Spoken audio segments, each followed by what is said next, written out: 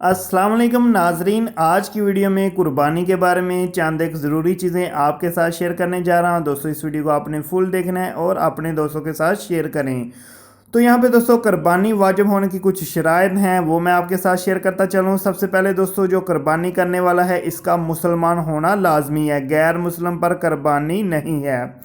Number दो दोस्तों, मुकीम हो यानी कि वो मुसाफिर ना हो, सफ़र में ना हो। जो बंदा सफ़र में है उस पर कुर्बानी वाजिब नहीं है।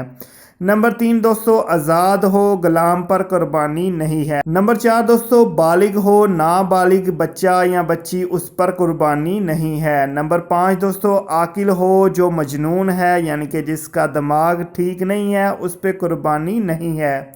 नंबर छः दोस्तों, मालदार हो, निसाब का मालिक हो। अगर निसाब है उसके पास, मालदार है तो उस पर कुर्बानी है, अगर मालदार नहीं है तो उस पर कुर्बानी नहीं है। तो ये कुर्बानी की शराइत थी। अभी देखते हैं दोस्तों कि हलाल जानवर जो है इसकी 7 ऐसी चीज़ें हैं जो कि हराम हैं, उन्हें नहीं खाया जा सकता। तो वो कौन सी हैं? तो कुर्बानी के जानवर के ये अज़ा खाना हराम है। नंबर 1 दोस्तों, बहता हुआ खून। जो खून है, ब्लड है, वो आपके लिए हराम है। नंबर 2 दोस्तों, मुज़क्कर की पेशाबगाह, यानी कि अगर जानवर मुज़क्कर है तो उसकी पेशाबगाह जो है वो हराम है। नंबर 3 दोस्तों, मोनस की पेशाबगाह। अगर जानवर जो आप हलाल कर रहे हैं मोनस है तो उसकी पेशाबगाह जो है इसका खाना भी हराम है। नंबर 4 दोस्तों, खस्तीन।